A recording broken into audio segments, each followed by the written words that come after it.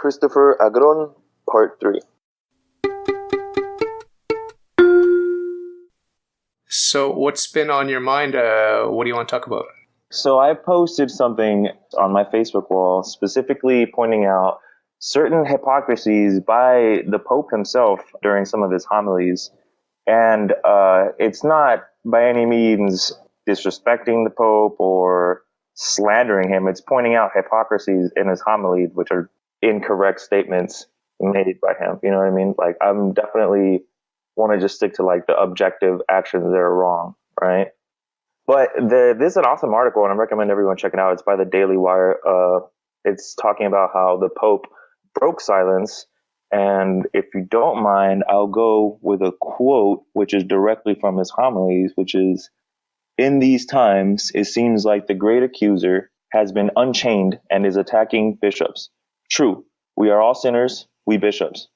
He tries to uncover sins so they are visible in order to scandalize the people. The great accuser, as he himself says to God in the first chapter of the book of Job, roams the earth looking for someone to accuse." Now, that statement right there is directly from his homily.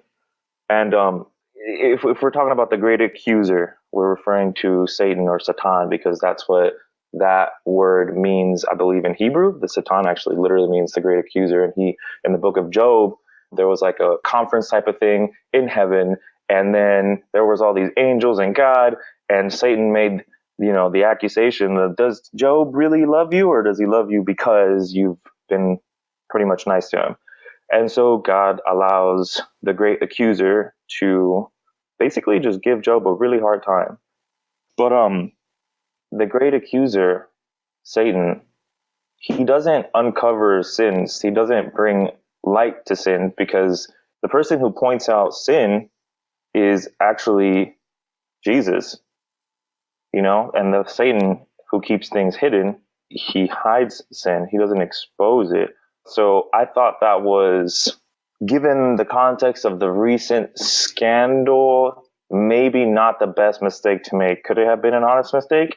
It could have been an honest mistake. I don't know what his intentions are with this homily, but I just feel like, due to the certain scandals that the Pope is refusing to address, because he is literally refusing to address the scandals, it's not helpful to point out that someone is a great accuser because they're putting light on sin. I feel like that is not the best situation. And I mean, Pope Francis, he's had a history of this for a while. He wrote a huge letter defending a bishop in his diocese before he was, the Pope, to protect that bishop when he was sentenced to prison for molesting minors. And that's a fact. Like, you can Google it. Like, it's on the internet. Like, it's not a debatable thing. It's like he has actively defended predators. And so it makes me question the motives behind saying a homily like this. And I don't want to like go down the slippery slope of like, oh, he's telling people not to point out sin. But I mean, iron sharpens iron. I certainly hope that if I were in a great state of sin and doing things wrong, that you as a friend would point it out to me and that I wouldn't turn around and call you Satan for doing so. I believe that's generally a good thing. Satan's motive when he uncovers sin is to scandalize the people of God. This is clear in the quote. You can see it says that Satan tries to uncover the sins so they are visible in order to scandalize the people. How can you not see that that is the evil and malicious and hateful motive behind Satan's action of uncovering sins? Satan always uncovers sins after the fact.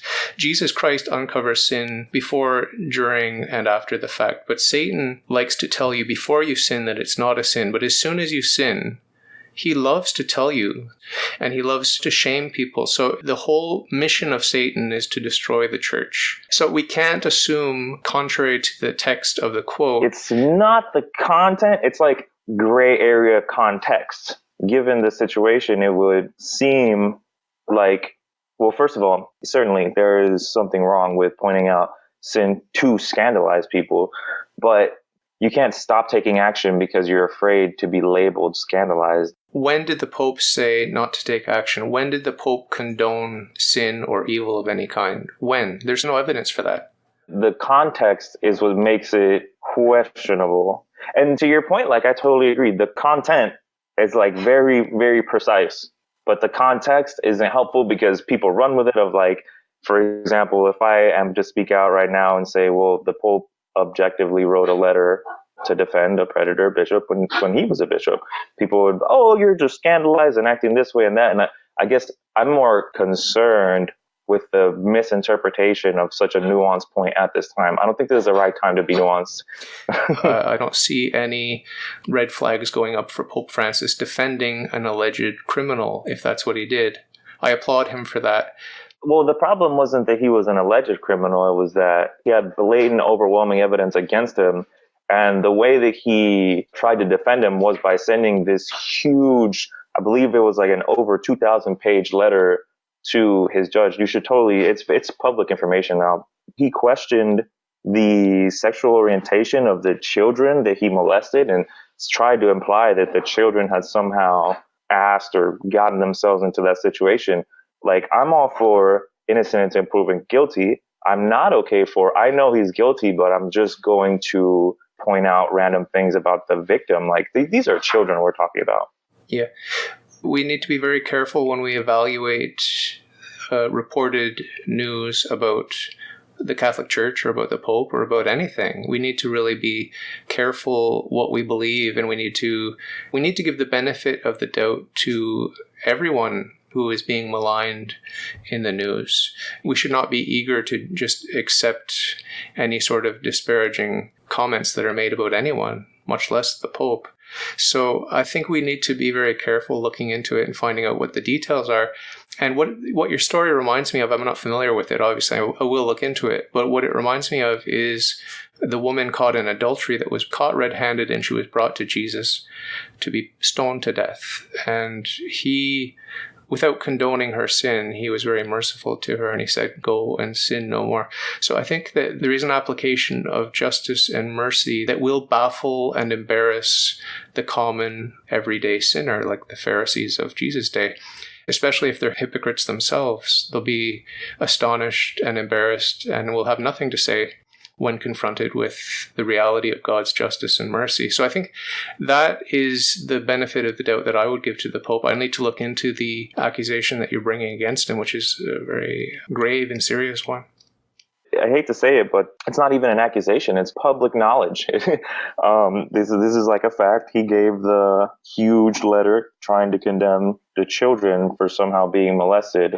This fact, which had gotten no attention for a long time because it was so long ago, it all of a sudden has a new light because everyone's saying, wait a minute, he's defended predators before, and now he's not speaking out and not actively making the moves that you would consider appropriate given this situation. And that's really what's bringing him to question his integrity to question. And it's not so much of a hateful place. Like, I know that you said that you were against hateful bashing of the Pope. And I mean, so am I, quite frankly. I think being hateful is not productive. But if we're just talking about, downright facts, like, hey, this isn't the first time that he's protected, someone who clearly was in the wrong. It kind of makes me wonder if he just is he guilty of clericalism? Is he only protecting these bishops because they're bishops? Like, there's a point where, like, I totally understand giving people a benefit of the doubt, but how can you accuse the victims? Like, that's accuser right there. Yeah, so I'm going to have to dig into this alleged accusation against the victims of child abuse. I'm going to have to look into that. That sounds very interesting. Kate, before you do, just remember your own words of just focus on the gospel, because if you're gonna start finding things that hurt, they hurt to look at. Okay. I'm gonna tell you the truth, it hurts. Yeah, it would really take a lot to shock me. It really would. Are you familiar with the history of some of the bad popes? A couple, and this is, say what you want, but I want to make a video comparing bad popes just to give perspective soon. So no, but that's something I planned on doing soon. Yeah, well, there was I think it was in the 11th century or so, there was a pretty nasty one called Benedict the Ninth. Anyway, he was a nasty character, but he was good friends with a man that would become a canonized saint, a man by the name of Bartholomew, who was an abbot in a monastery.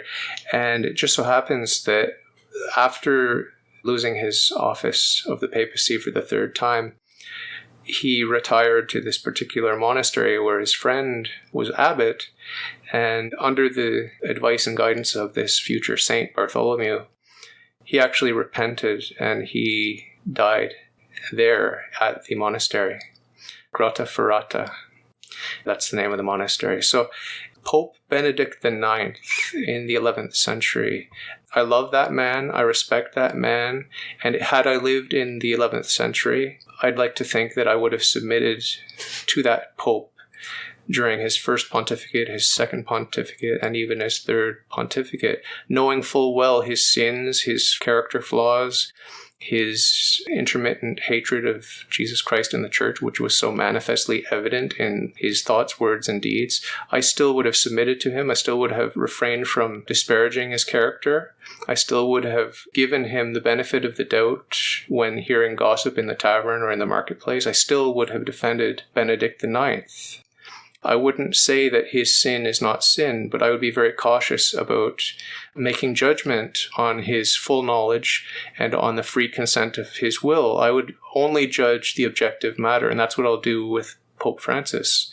It's exactly the same. There's no pope, no matter how dark and sinister, that I won't give the same respect to. So all of this to say that it really would take a lot for me to have my stomach turned against Pope Francis, and nothing can make my heart and mind turn against Pope Francis. So I just want to make that very, very clear to you and to every listener, whether that listener is a faithful Catholic who's considering leaving the church because of scandal, or whether it's a faithful Catholic that's just sad and angry and going through all kinds of emotions because of the turmoil in the church, or whether it's an anti-Catholic or a non-Catholic out there that has no idea why we remain in the church. I want everyone to know that there's that distinction to be made, and that Peter has the keys. You know, like I always say, it's like Noah with the ark. We have to get into that ark. We have to submit to Noah. We have to acknowledge his unique role. There really is no point in disparaging the character of Noah. We just need to get into the boat and leave it in God's hands that Noah will convert before his death, just like Pope Benedict IX did. Not every pope repents. Not every pope converts. Not every pope goes to heaven. Not necessarily. There is good reason to think that some of the popes may have ended up in hell. Dante certainly thought so. But nonetheless, it is essential to our own individual salvation that we submit to the living pope. So I just want to make that very, very clear. Brett, can we talk about that? Sure. Because I also listened to your podcast episode again right before this, the one that you posted on my wall. What episode was that, so that they know which one I'm referring to? I think you're talking about a meta episode. Selling Your Soul. Yeah, Selling Your Soul. Yeah, can you elaborate on what you mean by that? Because, I don't have to be silent and just watch my Pope blatantly covering up abuse to be loyal to the church. Yeah, the reason that I put such bold emphasis on the importance of the Pope and the bishops who teach in union with the Pope, the reason I put such emphasis on that as being the most important fact and reality of religion in the life of any human is because if you are in another religion or if you have another worldview, you can have everything. But if you don't have the Pope, then you are not a Roman Catholic, and only Roman Catholics go to heaven. This is very controversial, but it's an established dogma of the Church. There is absolutely no salvation outside of the Catholic Church. That used to bother me. The dogma used to bother me until I understood what it means. And the whole point of my little rant in my CVS Meta episode, where I talk about selling your soul, I make this little rant about the Pope and how important the Pope is. And I place the Pope above God Almighty in the hierarchy of people that are important to my salvation. He's the most important person in my life, the Pope. Because, I almost feel, that's exactly what I was confused about, because the Pope doesn't decide your salvation. No, I decide my salvation. Correct. But if I separate myself from the Pope, then it doesn't matter if I believe in the Trinity. It doesn't matter if I believe in the Incarnation. It doesn't matter if I believe that Jesus died for my sins. It doesn't matter if I strive to unite my sufferings to the sufferings of Christ. It doesn't matter even if I love. I have to submit to the Pope. This is the most important fact of religion. And if we mystically place ourselves in heaven right now, and we look at the whole host, the entire court of heaven, each and every one of them, before they died, acknowledged and submitted to the living magisterium of the Holy Roman Catholic Church, without exception. There is no exception.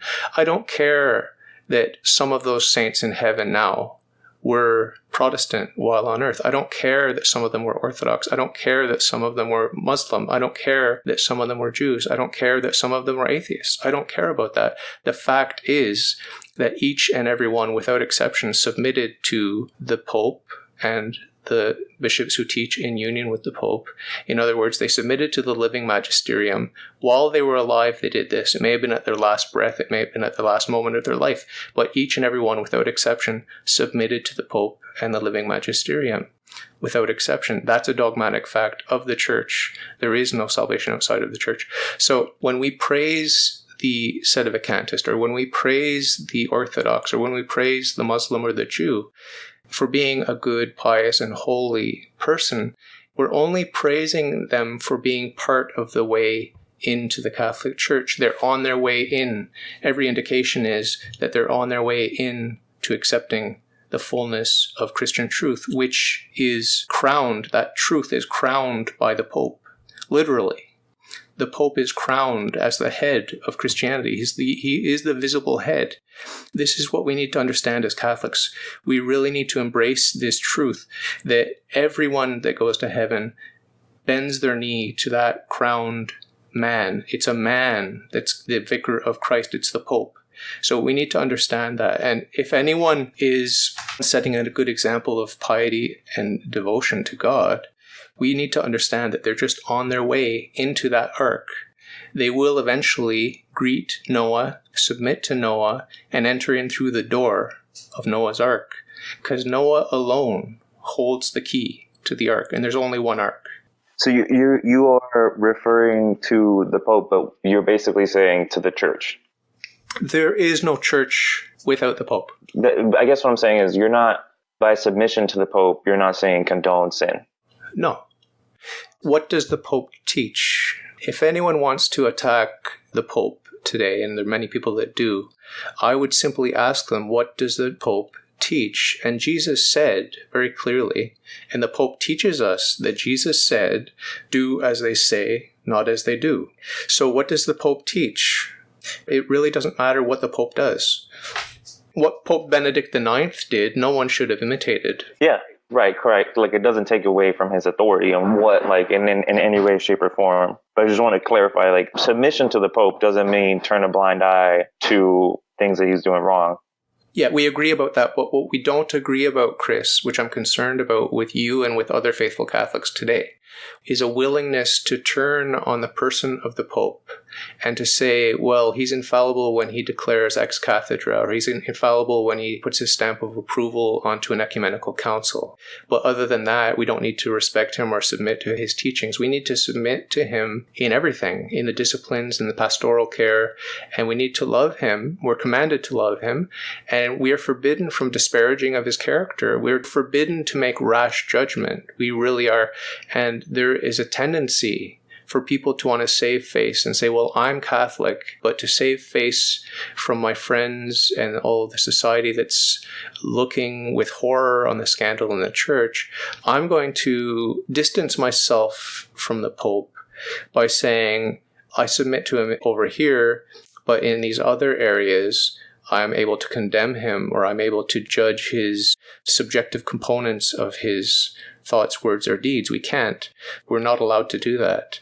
So I think the difference between me and you is not that great, but it's very important.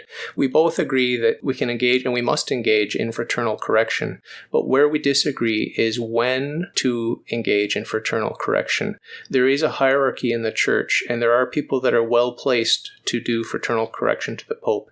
You, Chris Agron, are not in a position to give fraternal correction to the Pope. That's what the church teaches. I'm pretty sure that's not canon law.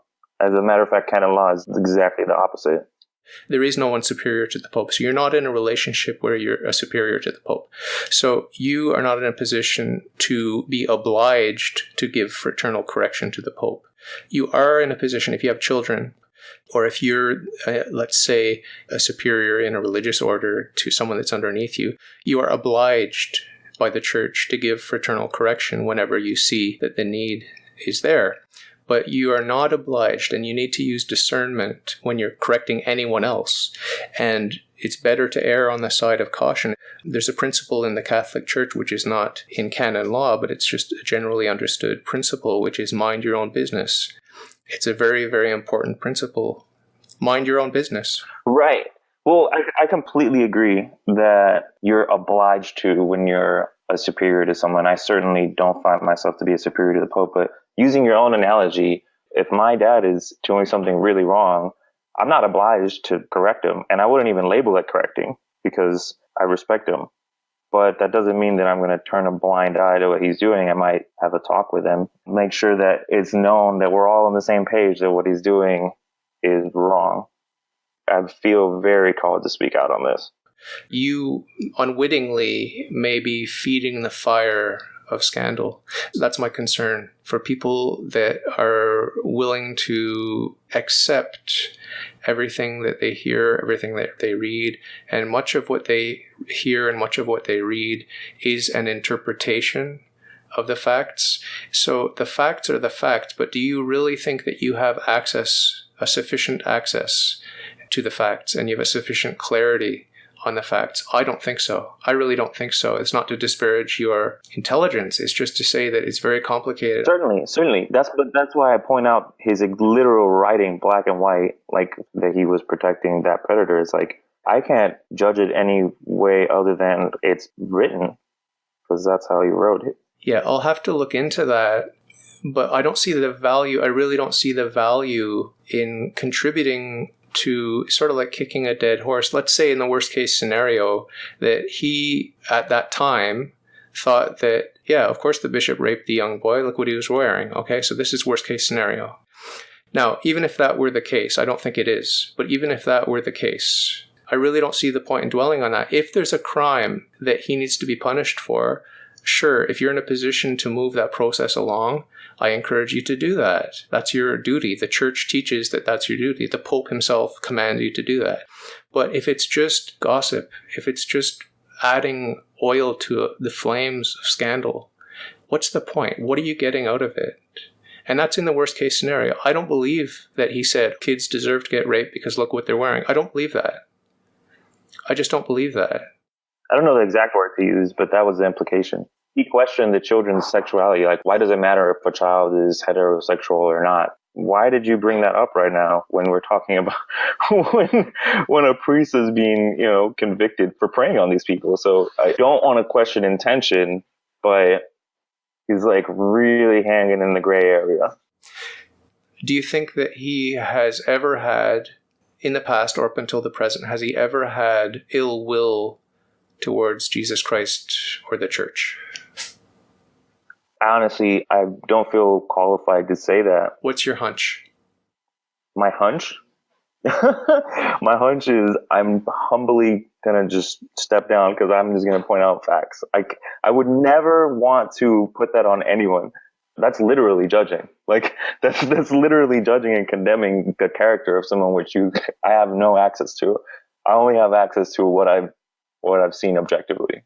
Like, I don't have access to his intention. I don't know. Okay, but let me put this to you very simply. Do you believe that Jesus Christ was lying or joking or doing anything other than telling the literal truth when he warned us against wolves in sheep's clothing that would pretend to be Catholic but are in fact enemies of the church. Do you believe Christ when he said that? Or I certainly do. so you're willing to acknowledge that there are some clerics throughout history that have been wolves in sheep's clothing. So the question I'm really getting at with you is, what are the odds that Pope Francis was or is currently a wolf in sheep's clothing? Do you have any hunch about that? Well, first of all, it doesn't take away from his authority as Pope. So I'd rather not give a hunch or a bias because I'm just looking at facts. At the end of the day, he's the Pope. But I can point out the facts. So what is the point and purpose of pointing out the facts about Bergoglio's letter to the Argentinians? What is it about airing some of the dirty laundry that he's bearing good fruit? Like, what is your plan moving forward? Because my relationship with that one post on your Facebook wall, my relationship with that was, I wanted you to pump the brakes and put things in perspective and be very cautious about spreading dark rumors about our Pope without having all the facts and all the improper interpretation of the facts. So I have a very cautious approach. But what is your attitude moving forward?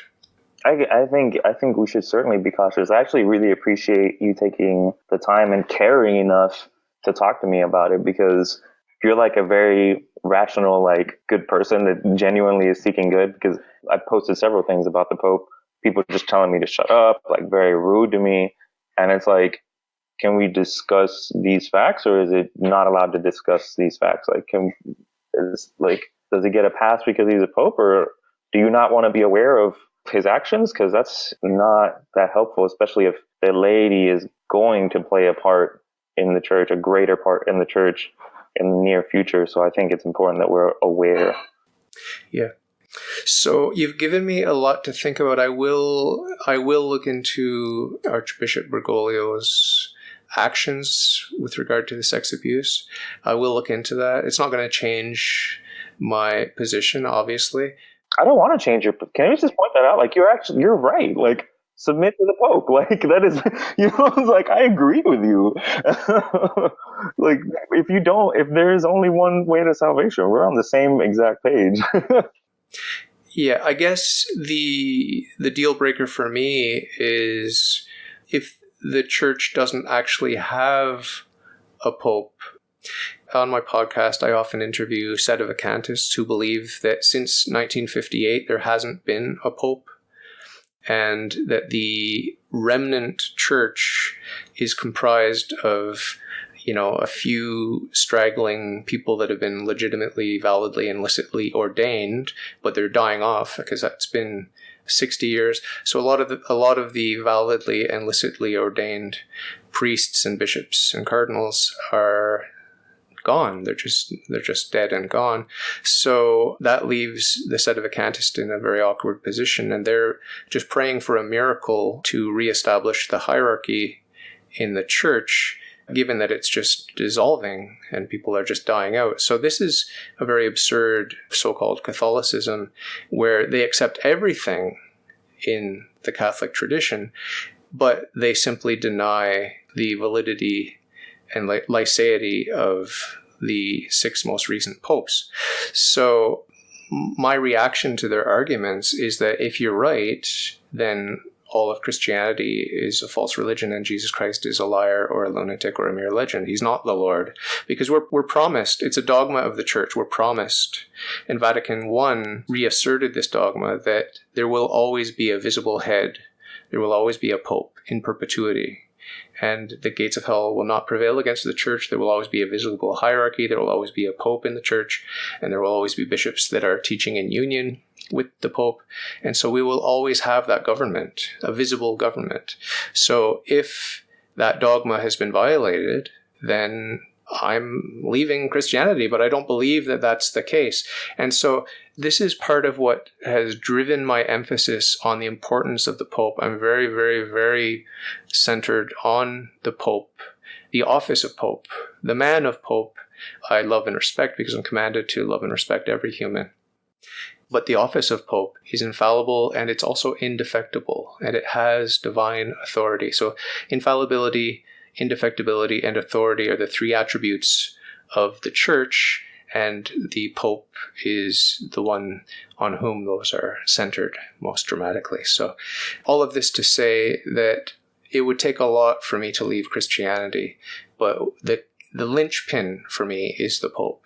So if Satan can undermine my faith in the Pope, then he's got me. But it's going to take a lot.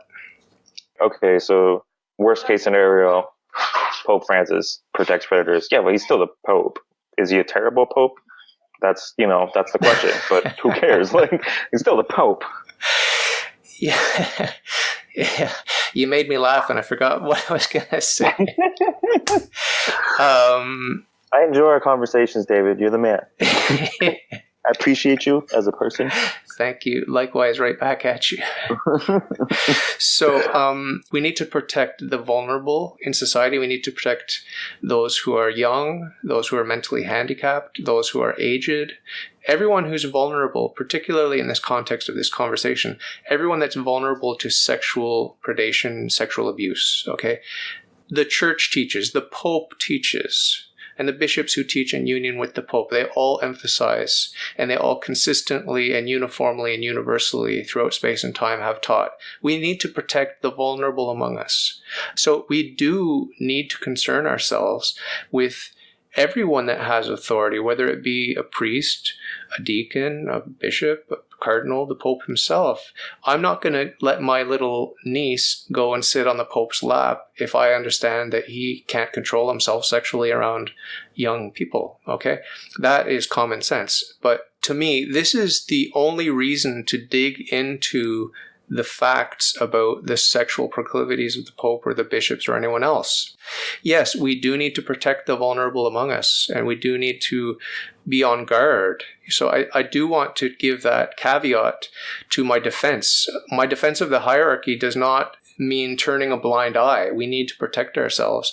And there are people that are very, very criminal, very, very tragic, and we need to protect the vulnerable against those people. So I wanted to just acknowledge that for you and for the listeners. I'm not dumb, I'm not naive, and I'm not blind, and I don't want to turn a blind eye. Justice is real. We have to be part of meting out God's justice. And so I think that's just another side of the coin. I don't want people to get the impression that everyone has carte blanche just because you wear a robe. What does carte blanche mean? Carte blanche means anything goes. You have permission and license to do everything. I speak 3 languages. Can't throw on French on there. I'm having a hard time here. So what have you got coming up on your podcast? You've been a little bit quiet on Facebook. You're right. I've been dead silent almost on everything. I've only managed to stay active on Instagram with only 1 post a day because I've been completely focused on making the course that I was telling you about when we last spoke, which is going to serve people who are leading ministries. This is for lay and clergy alike because it's basically just teaching how to use softwares to automate and save time. And I'm super stoked. I'm going to be teaching the first class here like super shortly. Like I'm already making sales on the course.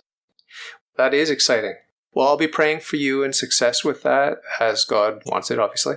You're doing good work, and the fact that you are excited about it, I think that energy it'll open doors, you know what I mean? I really wanted to thank you, not only for everything you do, but also for hooking me up with Taylor Schroll. Did you listen to my interview of him? I've been under a rock working on this course. I will. I promise you, I will. He makes you seem like you're asleep. This guy, he's such a good person. He's so funny. He's great. Yeah, it was a lot of fun. It really was a lot of fun. So I wanted to thank you. You've hooked me up with a few interesting guests, and keep them coming to me. But any last words to the listeners? You always end on an inspirational, positive note. So there's plenty of inspirational things going on, but I can't get over what we spoke about in the last time. Literally, I love it. And everybody else who listened to it loved it as well. And it's just that, hey, God's goodness is so incredibly unfathomable. It's my 3rd language. It's unfathomable how much greater his goodness is. I keep wanting to reiterate that because especially amongst my circles right now, everyone needs to hear it. They're like, you do know that this is like a speck in an ocean of goodness, right?